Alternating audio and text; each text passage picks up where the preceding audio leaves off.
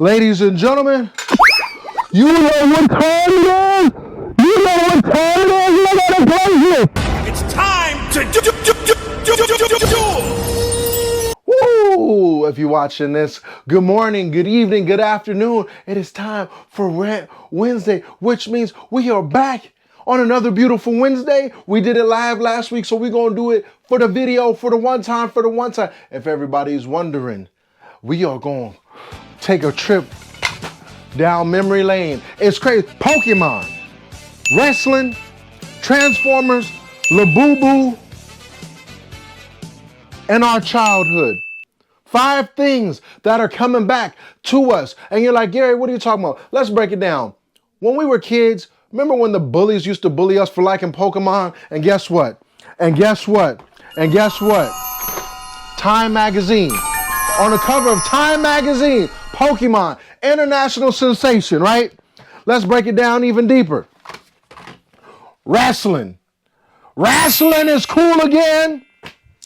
Look, I ain't got no Labubu, I got a Labardock. About the same thing, you know what I'm saying? Look a little bit cooler. And then to top it off,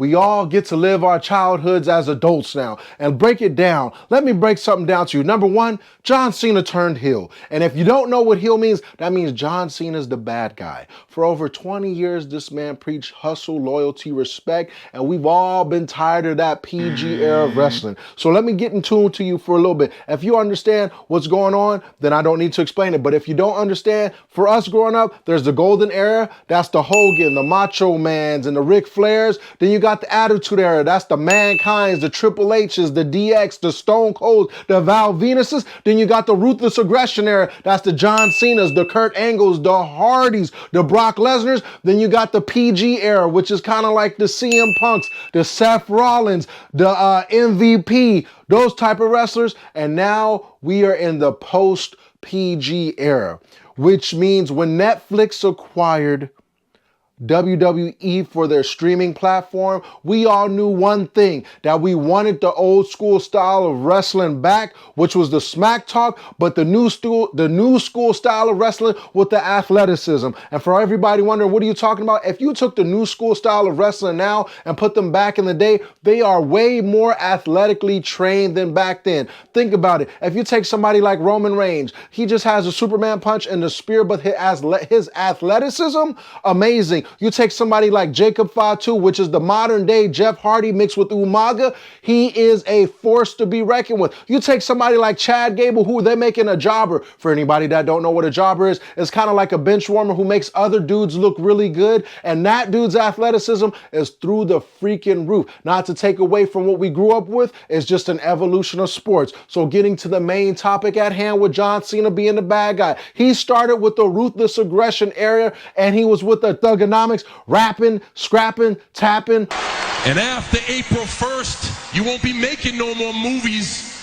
You're gonna need surgery on your face just like you had it on your boobies. All that stuff. And then he eventually moved on to helping the kids. The most Make-A-Wish in the world. I think he has a Guinness Book World Records, and we never thought the day he turned bad guy. This is our version of Hulk Hogan turning to the NWO, which everybody didn't see, but this is on a global level, which means back then when I was a kid, I didn't get to see Hulk Hogan turn heel, aka turn into the bad guy, which means I had to see it through a friend, or on some type of freaking little kiosk at the mall or at this grocery store with my grandmother. But now this is the most watched probably moment in WWE since the freaking Mankind got tossed off the top of the cage by The Undertaker. And now his opponent, Cody Rhodes, which is the face, which is the good guy, he is the face of the company. There's a baby face and then the face. For example, Stone Cold was a face. And he was kind of a baby face because Stone Cold was an anti-hero. Usually the baby face is some dude that looks real good, you know, a role model to follow. And then the face is the dude of the company. Both the same, kinda. But the baby face you want to appeal more to, that's the dude that's going to go to the talk shows. That's the dude who's going to shake hands, kiss babies, smile all the time. And that's what Cody Rhodes is. If you're asking who the is Cody Rhodes? Cody Rhodes is the son of Dustin Rhodes, who is the legendary wrestler who helped everybody in NXT, which is kind of like the G League of WWE, become who they are now. But Cody Rhodes is the brother of Dustin Rhodes. If you're asking who the hell is Dustin Rhodes, you ever heard of a dude named Goldust? That guy, the dude who was always doing suspect stuff, him and Cody Rhodes are brothers. If you didn't know this, now you know. Cody Rhodes, the blonde hair, we consider him black by association. He has a beautiful melanin daughter. He has a mixed baby. So Cody Rhodes, this is your invite to the barbecue. You've probably been invited before, but you're asking, who is orchestrating all this? The Rock. Dwayne Johnson. If you all remember him, let me give you a little backstory in The Rock, aka Rocky Maivia. He was in the Nation of Domination. He turned their back on them. That's Farouk, D'Lo Brown, The Godfather, and Mark Henry. He was a part of that, then became the corporation, and then he became the man as we know today as The Rock. Then he became Hollywood Rock, and then he disappeared for a while. Then he came back, and everybody in the industry in that wrestling circle was like, why are you here, bro? You didn't even earn the spot. John Cena made him earn it, and then that's for here we are now. Now that the WWE is being acquired by corporate overlords, The Rock is considered the final boss. So he is kind of like the new Vince McMahon. Triple H is kind of like the new Vince McMahon, but he's in charge of creative. And Shawn Michaels, if you're wondering where he is creative in the G League and NXT. It's a great time to be a wrestling fan if you're a wrestling fan like myself. So essentially, The Rock wants Cody Rhodes' soul, aka he wants him to be his corporate goon. And Cody Rhodes, he gave him a choice. You got a week. He came back in a week, and if you saw the moment, Cody Rhodes told him to go himself. Hey, Rock, go yourself. All of us as fans got all hyped up because we haven't heard real cursing outside of shit, damn, and all that. And I don't even think I've ever heard the F-bomb on WWE that wasn't bleeped out. So that was a momentous occasion. But then as Cody Rhodes told The Rock to go F himself, then we saw John Cena celebrate. And from there, you saw John Cena's face turn from happy to what the hell's going on. And The Rock told him to take him out. And he did so. And we all cheered. All the little kids boo-hoo, hee-hee, and crying. It is like being in a mirror. When I say that, I look at myself and I'm like looking at little Gary. This is what we always wanted. This is what the alchemation, I don't even have the words for it. And that's what's happening as we await to find out what's going to happen at WrestleMania 41 or 40, one of the ones. That's how many WrestleManias it is. That's how we are in now. And now for the next topic.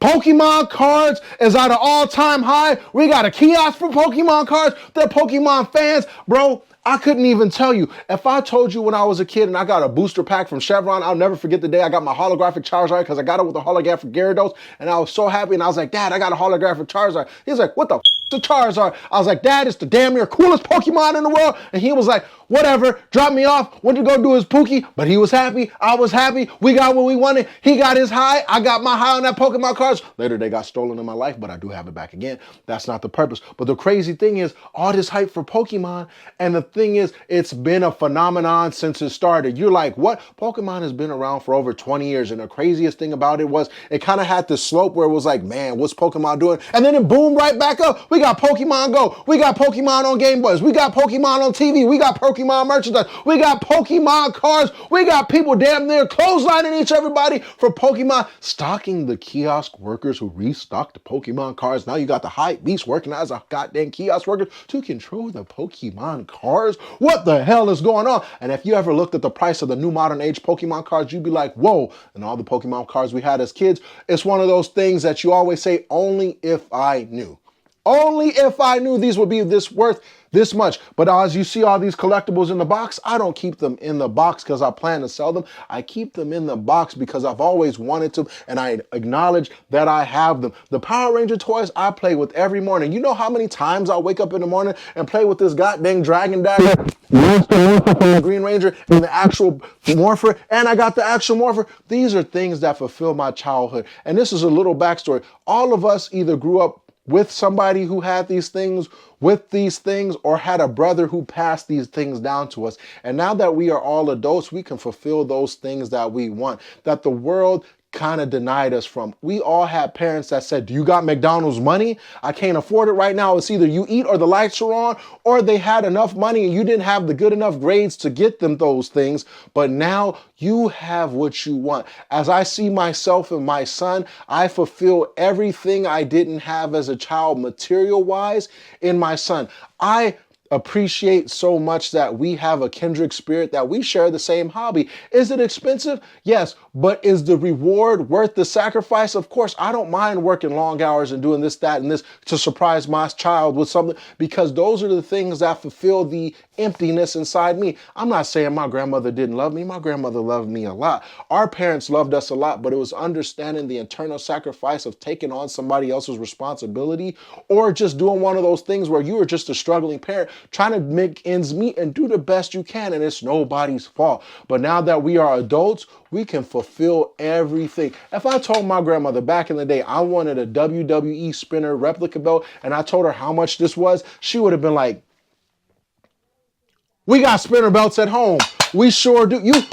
You hear that? That's the real deal. And the point of all this, everybody, if you're watching this, don't feel bad for the things that you buy, as long as the shit you got is taken care of. And what I mean by that, I noticed everybody liking the Labubus, mainly females. I was like, this thing is ugly. And they're like, so, but at the same time, I got La Bardock, I got La Prime, I got La Form, I got La goddamn Dragonzord, and we got LeBron James! Yes, you watched this whole thing for a LeBron James edit? I got your ass. That's right. LeBron James. LeBron James. But the point being is the fact that we all get to relive our childhoods as adults, but don't forget the main point that you learned as a child. Be kind to others. And I see every day us being nasty towards each other, us fighting over politics. Listen, bro, when I grew up, there was two types of kids. You were either a booger eater or a crayon eater. And we both got along because we both understood that we like those things. Just because you like something different than I doesn't mean we can't be friends. As long as you're not hurting anybody in the world, doing anybody wrong, or doing any mischievous acts that can cause detriment to yourself, your family, or those around you, do so. Be happy. Be married. Do all that fun stuff. Hold on. I'm literally in the middle of making a rant, and now you're in my rant. What you want to say to the people?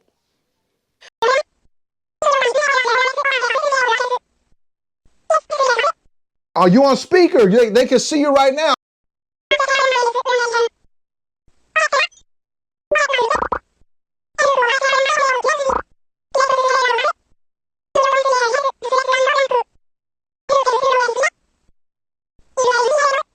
I got some cough medicine right here. So if you're watching the rant live, this is I don't know what to call it, but we got the cough medicine right here, baby. I'm trying to, here, open your mouth. I'm gonna give you some. Got severe cold and flu.